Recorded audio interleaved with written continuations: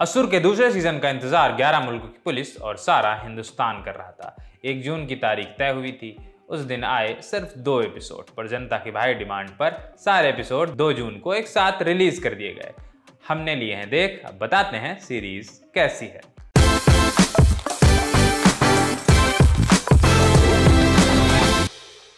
Season 1 की कहानी जहां छुट्टी थी, वहीं से दूसरा सीजन शुरू होता है। सब जन मिलकर सीरियल किलर को ढूंढ रहे हैं। इस बार मामला 2 धड़ों में बटा हुआ है। धनंजय और नैना अपने तरीके से शुभ जोशी को खोज रहे हैं, निखिल और नुसरत अपने तरीके से। एक बड़ा कैरेक्टर इस सीजन में इंट्रोड्यूस हुआ है, अनंत का। ऐसे ही 1-2 और किरदार हैं, बाकी सभी पुराने वाले ही हैं। पहले सीजन से लोगों को एक बड़ी शिकायत थी।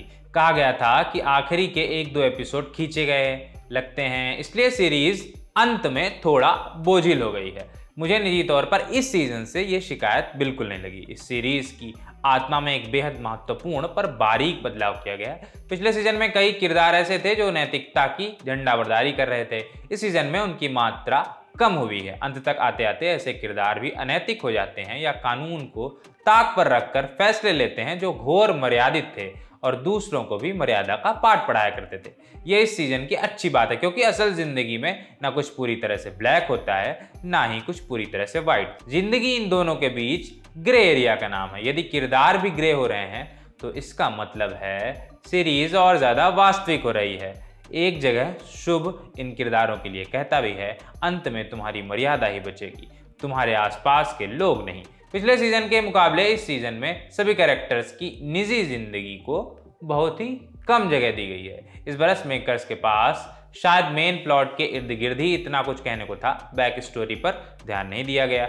ये बात मुझे अच्छी भी लगी, क्योंकि कई बार बैक स्टोरी के चक्कर में मेन प्लॉट पीछे रह जाता है। असुर की जान है उसका लेखन, स्क्रीन प्ले भी अच्छा है और कहानी भी एक नंबर। गौरव शुक्ला और अभिजीत ने न जाने इस लेवल को अचीव करने के लिए कितने ड्राफ्ट लिखे होंगे। इसके लिए न जाने कितनी रिसर्च की गई होगी। उस रिसर्च को स्क्रीन प्ले में पिरोया बहुत सलीके से गया है।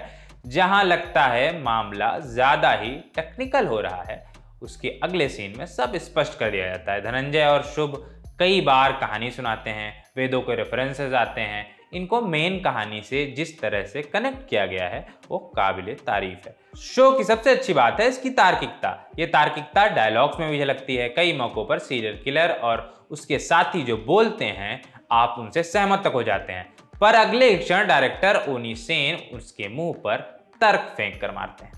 सीरीज का कोई भी सीन उद्देश्यहीन नहीं लगता। एक आध जगह मुझे लगा कि इतने तर्कशील लेखन के बीच, जिसमें आर्टिफिशियल इंटेलिजेंस की बात है, दकियानूसी हॉस्टेज सिचुएशन कहां से आ गई, या फिर अनंत के किरदार को चमत्कारिक क्यों दिखाया गया है। पर इन सब के तर्क आपको आगे समझ आ जाते हैं। हर एपिसोड के अंत में ऐसे कातिल क्लिफ हैंगर छोड़े गए हैं, आप अगला एपिसोड देखने के लिए बाध्य हो जाते हैं। इस मामले में 5वां एपिसोड बहुत जोरदार है।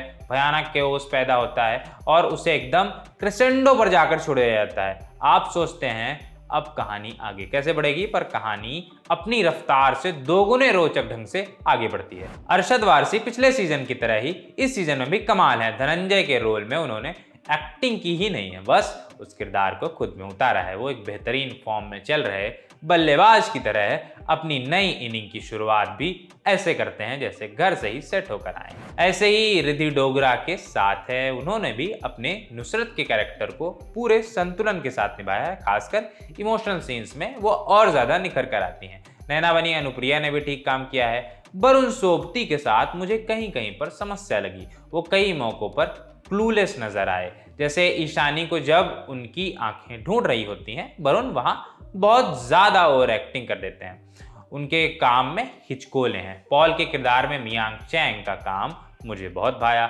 उन्हें और काम मिलना चाहिए। स्क्रीन पर चैंग बहुत ग्रेसफुल लगते हैं। शुभ जोशी के किरदार में विशेष बंसल ने विशेष काम किया है। उनके मुंह से संस्कृत निष्ठ हिंदी बहुत अच्छी लगती है। विशेष जिस ऊंचाई पर अपना किरदार छोड़ते हैं, वहां से अभिषेक चौहान उसे वैसे नहीं साध पाते। उन्होंने भी काम अच्छा ही किया है, पर विशेष ने शुभ जोशी की एक छवि हमारे मन में बना दी है। अभिषेक उसके करीब पहुंच नहीं पाते।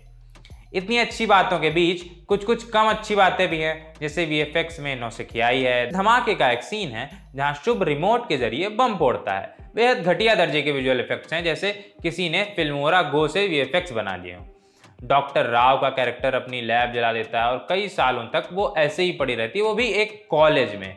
ऐसे ही कुछ कुछ मिस्टेक्स हैं, पर कोई बात नहीं। एक डायलॉग है संसार में, इस सीरीज का डायलॉग है, संसार में बहुत दुख है, बुराई है, निराशा है, परंतु पौधे पर कांटे होने से फूल की, उसके रंग की, उस पर मंडरा रही तितलियों की, हवा में फैल रही सुगंध की सुंदरता कम नहीं हो जाती। ऐसा ही मेरा असुर सीजन 2 के लिए कहना है। लपक कर देख डालिए। आज की वीडियो में इतना ही। मैं हूं अनवर, आप देख रहे थे लंच ऑफ सिनेमा और कैमरे के पीछे मेरे साथी थे जतिन। शुक्रिया।